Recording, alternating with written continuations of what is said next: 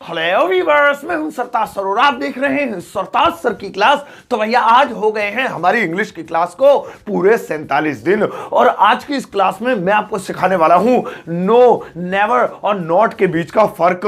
अब बहुत सारे लोगों को कंफ्यूजन रहती है कि नॉट तो ठीक है, पता है कहां लगाते हैं, लेकिन ये नो और नेवर कहां लगाते हैं। तो भाई आज की इस वीडियो में मैं आपको इन तीनों को कंपेयर करके दिखाऊंगा और आज के बाद आपके दिमाग में नॉट, नो, नेवर को लेकर कोई कंफ्यूजन नहीं रहेगी। तो चलो फिर देर किस बात की है। अब ये सारी चीजें जानने के लिए इस वीडियो के अंत तक जरूर देखिएगा। आगे बढ़ने से पहले चैनल को सब्सक्राइब कर दीजिए, सब्सक्रिप्शन बटन के बराबर में एक बेल आइकन होगा, उसको दबा दीजिए ताकि रोजाना वाली वीडियोस की नोटिफिकेशन आपको बिल्कुल टाइम पर मिल जाए।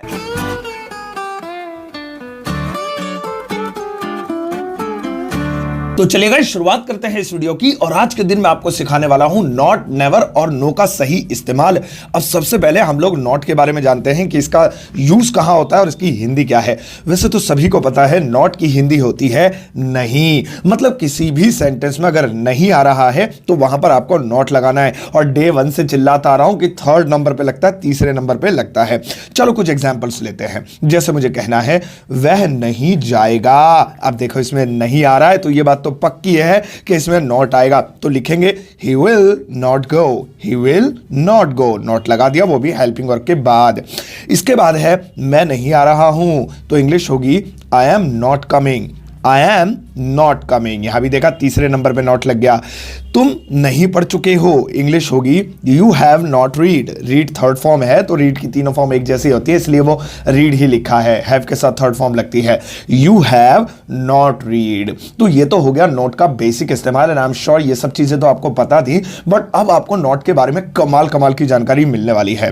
क्या आपको पता है कि अगर नॉट को हेल्पिंग वर्ब के साथ जोड़ दिया जाए, यानी कि हेल्पिंग वर्ब प्लस नॉट, तो उससे एक कॉम्बिनेशन बनता है और उसे शॉर्ट फॉर्म बोलते हैं। जैसे डू नॉट को जोड़ेंगे तो डोंट, डज नॉट को जोड़ेंगे तो डजंट, इज नॉट को जोड़ेंगे तो इजंट। ऐसे ही आपकी स्क्रीन पर अब बहुत सारे लिखे हुए हैं, वाज नॉट का वाजंट, वर नॉट का वरंट, कैन नॉट का कांट और भी बहुत कुछ। अब ये शॉर्ट फॉर्म आपको याद कर लेनी है, अच्छे से अपने दिमाग में, अपने भेज में फिट कर लेनी है और एक बार जब आप इस शॉर्ट फॉर्म को याद कर लोगे तो आप इसका इस्तेमाल कई जगह पर कर सकते हो। आओ अब मैं आपको बताता हूं कि इस शॉर्ट फॉर्म का इस्तेमाल आपको कैसे कैसे करना है। देखो सबसे पहले तो हम नेगेटिव सेंटेंसेस बनाते टाइम इन शॉर्ट फॉर्म्स का इस्तेमाल कर सकते हैं। जैसे मुझे कहना है तुम नहीं जा सकते हो। अब देखो इसमें नहीं आ रहा है।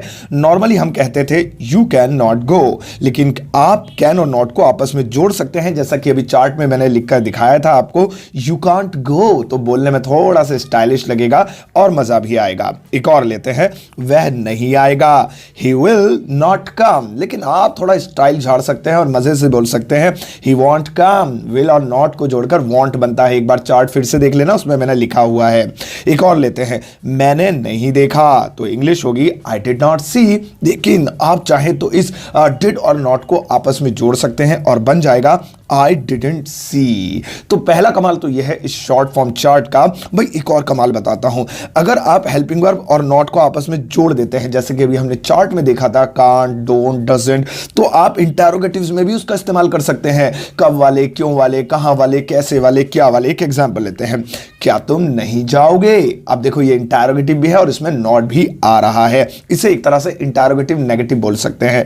तो नॉर्मली सब लोग बनाते हैं will you not go, will you not go. इसमें विल पहले लिखा, नॉट बाद में, क्योंकि हेल्पिंग और पहले आती है जब भी क्या वाला, क्यों वाला, कब वाला, कैसे वाला होता है। WH फैमिली के बाद आती है अगर WH फैमिली वाला होता है तो आप चाहें तो इस हेल्पिंग और नॉट को कंबाइन कर सकते हैं। वॉन्ट यू गो, इसकी भी हिंदी यही हुई, क्या तुम नहीं जाओगे। है ना कमाल की चीज। एक बार फिर से करते हैं, जैसे वह क्यों नहीं आ सकती है, वह क्यों नहीं आ सकती है। इसकी इंग्लिश होगी why can she not come, why can she not come. लेकिन आप चाहे तो हेल्पिंग वर्ब यानी कैन को और नॉट को आपस में चिपका सकते हैं, कंबाइन कर सकते हैं और इंग्लिश हो जाएगी why can't she come, why can't she come.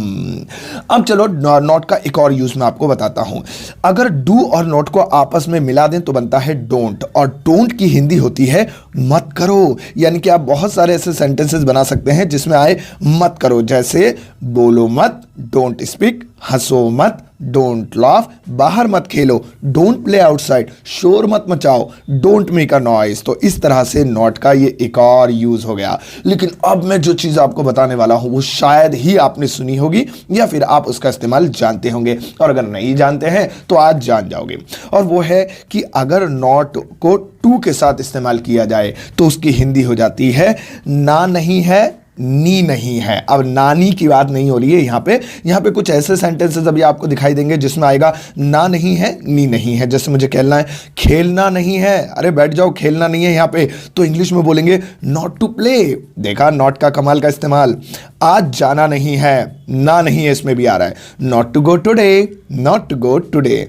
भाई 2 दिन पानी नहीं पीना है, ठीक है, ये तुम्हारा इलाज इसी से होगा, 2 दिन पानी नहीं पीना। इंग्लिश में बोलेंगे not to drink water for 2 days, not to drink water for 2 days। और एक और ले लेते हैं, बोलना नहीं है, बोलना नहीं है, नॉट टू स्पीक। भाई चुप रहना, बोलना नहीं है। तो आपने देखा कि नॉट के इस्तेमाल से हम कितने सारे सेंटेंसेस बना सकते हैं और कमाल कमाल की चीज़ें बना सकते हैं। आई एम श्योर कि अब नॉट के बारे में आपको पूरी जानकारी मिल गई होगी। अब हम आगे बढ़ते हैं, अब हम बात करते हैं नेवर की। अब इसका इस्तेमाल भी हमारी डेली लाइफ में बहुत ज़्यादा होता है। नेवर का हिंदी में मतलब होता है कभी नहीं। नॉट का था नहीं, इसका है कभी नहीं। यानी कि अगर किसी सेंटेंस में कभी और नहीं एक साथ आए वहां नेवर लगाएंगे, और कभी के लिए आपको अलग से कोई वर्ड लगाने की जरूरत नहीं है। नेवर का मतलब ही होता है कभी नहीं। एक एग्जांपल लेते हैं, वह कभी नहीं जाएगा। अब इसमें आप देख रहे हैं लिखा है कभी नहीं, तो नॉट की जगह लिखेंगे never. He will never go, he will never go. एक और लेते हैं, तुम कभी नहीं समझ सकते हो, तुम कभी नहीं समझ सकते हो। इसे इंग्लिश में कहेंगे you can never understand, you can never understand, यानी कि तुम कभी नहीं समझ सकते हो।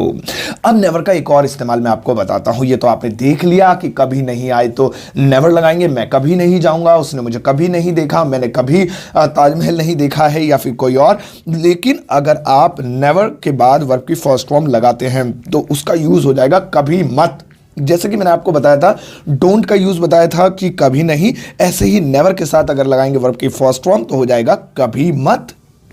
आओ इसके भी कुछ एग्जाम्पल्स ले लेते हैं ताकि आपको ये भी अच्छे से समझ में आ जाए। जैसे मुझे कहना है झूठ कभी मत बोलो। अब देखो इसमें कभी मत आ रहा है, तो इसे इंग्लिश में कहेंगे never tell a lie, never tell a lie. Speak a lie भी कर सकते हैं, वैसे झूठ बोलने को टेल अ लाई बोलते हैं, ये ज़्यादा मशहूर है। ऐसे ही बासी खाना मत खाओ, प्लीज़ बासी खाना मत खाओ। देखो इसमें भी मत करो, कभी मत करो, ये ऐसे आ रहा है बासी खाना कभी मत खाओ, तो इसे इंग्लिश में बोलेंगे नेवर ईट स्टेल फूड। बासी खाना कभी मत खाओ, नेवर ईट स्टेल फूड।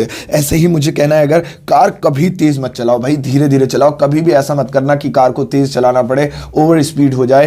कार कभी तेज मत चलाओ, इसमें भी आप देख रहे हैं कि कभी और मत एक साथ आ रहे हैं। या कार कभी तेज नहीं चलाओ, ऐसे भी बोल सकते हैं। इसकी इंग्लिश होगी नेवर ड्राइव कार फास्ट, यानी कि कार कभी तेज मत चलाओ। और तो और एक जानकारी आपको मैं देता हूं कि नेवर के साथ मिलके बहुत सारे फ्रेजेस भी बन जाते हैं। चलो मैं आपको उन फ्रेजेस में से कुछ फ्रेजेस आपको समझाने की कोशिश करता हूं। जैसे नेवर एवर। अब नेवर एवर ये एक ऐसा फ्रेज है जिसकी हिंदी होती है कभी भी नहीं। इसमें देखिए नेवर आ रहा है और ये नेवर से बनने वाला एक कमाल का फ्रेज है, कभी भी नहीं। किसी ने आपसे कहा कि उससे मुलाकात करोगे, आप कहेंगे नेवर एवर, कभी भी नहीं। एक और है नो नेवर, नो नेवर। आपने लोगों को ये भी बोलते हुए जरूर सुना होगा, एक साथ बोलते हैं नो नेवर। इसकी हिंदी होती है नहीं, कभी नहीं। मतलब ये भी नेवर एवर जैसा ही है, लेकिन बोलने का तरीका थोड़ा सा अलग है। एक और फ्रेज है नेवर माइंड। आपने ये भी कई बार सुना होगा और इसकी हिंदी है कभी दिल पर मत लेना, बुरा मत मानना। या फिर आप खुद को भी बोल सकते हैं आई नेवर माइंड, मैं कभी दिल पर नहीं लेता हूं, मैं कभी चीजों को बुरा नहीं मानता हूं। और एक और है नेवरदलेस। नेवरदलेस इसका मतलब होता है फिर भी, और इसके बारे में मैं आने वाली क्लासेस में आपको जरूर समझाऊंगा। तो नेवर के भी आपने कितने सारे इस्तेमाल सीखे, and I am sure never भी आपको अच्छे से क्लियर हो गया होगा। तो हमने नॉट सीख लिया, नेवर सीख लिया, अब हम बात करने वाले हैं नो की। तो चलो फिर शुरू करते हैं। नो की हिंदी होती है कोई नहीं, कोई नहीं, यानी इसमें नहीं भी है और कोई भी है। कोई के लिए आपको अलग से कोई वर्ड लगाने की जरूरत नहीं है। आओ जैसे कुछ एग्जाम्पल देखते हैं। मेरे पास कोई कार नहीं है। एक तो होता मेरे पास कार नहीं है, उसमें तो नॉट लग जाता, लेकिन बंदा कह रहा है मेरे पास कोई कार नहीं है। इंग्लिश में बोलेंगे I have no car, I have no car. मैंने कोई सवाल नहीं पूछा। अब देखो इसमें फिर से बंदा कोई नहीं कह रहा है, तो इंग्लिश में बोलेंगे आई आस्क्ड नो क्वेश्चन, मैंने कोई सवाल नहीं पूछा।